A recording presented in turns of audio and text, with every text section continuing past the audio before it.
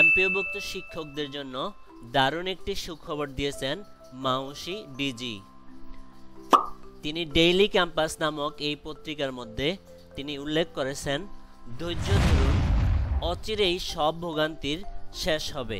কি বলা হয়েছে মূলত এই সংবাদ প্রতিবেদনটিতে, কি বা বলা হয়েছে সরকারের পক্ষ থেকে, আর কি বা বলেছেন শিক্ষক প্রতিনিধিরা, এ সম্পর্কে বিস্তারিত তথ্য জানাবো আজকের এই ভিডিওতে। প্রিয় ভিউয়ার্স, আজকের এই নতুন ভিডিওতে সবাইকে স্বাগত জানাচ্ছি।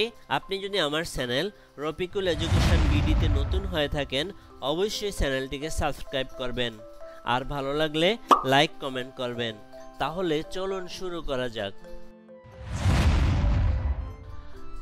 মাধ্যমিক ও উচ্চশিক্ষা অধিদপ্তরের মহাপরিচালক প্রফেসর ডক্টর মোহাম্মদ আজাদ খান বলেছেন, ইএফটিতে বেতন বোনাস নিয়ে আলোচনা সমালোচনার শেষ নেই। একটু ধৈর্য ধরুন, আমরা সব আপডেট করব এবং সামনে অচিরেই সব ভোগান্তির শেষ হবে। শুক্রবার দিবাগত রাতে সামাজিক যোগাযোগ মাধ্যম ফেসবুকে এক স্ট্যাটাসের মাধ্যমে এসব কথা জানান তিনি। মাউশি মহাপরিচালক বলেন, ডিসেম্বর 2024, জানুয়ারি 2025, ফেব্রুয়ারি 2025 কোনো মাসের এমপিওর ইএফটি বন্ধ ছিল না। ত্রুটিপূর্ণগুলো যান্ত্রিকভাবে বন্ধ হয়ে গিয়েছিল। ক্রমাগত তাগিদ এবং সংশোধন করে দেওয়া হচ্ছিল ইএমআইএস সেল থেকে। বেতনের তাড়া যেমন ছিল, ঠিক তেমনটি নিজেদের মধ্যে তথ্য সংশোধনের তাগাদা নোটিশ সত্ত্বেও তা সংশোধনের গরজ দেখায়নি। দায় চাপিয়েছি কর্তৃপক্ষের ঘাড়ে।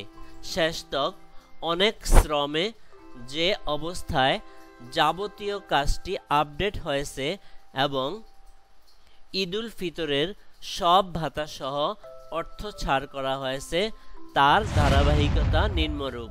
2024 সালের ডিসেম্বরে মোট এমপিওভুক্ত জনবল ছিল 3,98,068 জন। ওই মাসে এমপিও ছাড় হয়েছে 3,76,963 জনের। অবশিষ্ট 10,170 জন নানা ত্রুটির কারণে দেয়া যায়নি। 2025 সালের জানুয়ারিতে মোট এমপিওভুক্ত জনবল ছিল 3,98,132 জন। ওই মাসে এমপিও ছাড় হয়েছে 3,78,271 জনের। অবশিষ্ট 8,926 জনের তথ্য সংশোধন চেষ্টা ছিল, কিন্তু পুরো তথ্য মাঠ পর্যায় থেকে আসেনি। চলতি বছরের ফেব্রুয়ারিতে মোট এমপিওভুক্ত জনবল ছিল 3,96,665 জন। ওই মাসে এমপিও ছাড় হয়েছে 3,77,350 জনের। অবশিষ্ট 8,380 জনের তথ্য সংশোধন চেষ্টা ছিল, কিন্তু পুরো তথ্য মাঠ পর্যায় থেকে আসেনি। মার্চে মোট এমপিওভুক্ত জনবল ছিল 3,97,386 জন। ওই মাসে এমপিও ছাড় হয়েছে 3,76,602 জনের। অবশিষ্ট 9,849 জনের তথ্য সংশোধন চেষ্টা ছিল, কিন্তু পুরো তথ্য মাঠ পর্যায় থেকে আসেনি, সেজন্য দেওয়া সম্ভব হয়নি। প্রতিবারে তথ্য হেরফেরের কারণ, নতুন এমপিওভুক্তি এবং মৃত, বরখাস্ত, অবসর গ্রহণের কারণে সংখ্যা পরিবর্তন হয়। এ সংখ্যাগুলো যাচাইয়ের পর যুক্ত ও বিযুক্ত হয়। সকল ক্ষেত্রেই মোটামুটি 8-9 হাজার শিক্ষকের তথ্য আপডেট হচ্ছে। বাদ থাকছে তারাই যারা যে কোনো কারণে গুরুতর তথ্যগত অসম্পূর্ণতায় আছেন, বা মৃত, বা অবসরপ্রাপ্ত, বা বরখাস্ত, বা সরকারিকৃত হয়েছেন, কিন্তু মাঠ পর্যায় থেকে ইএমআইএস সেলে সংশোধিত তথ্য দেয়নি। তাগাদাপত্র এখনো অব্যাহত আছে। মাউশি ডিজি জানান, এমপিও, ইএফটি বা বেতন বোনাস ইত্যাদি নিয়ে আলোচনা সমালোচনার শেষ নেই।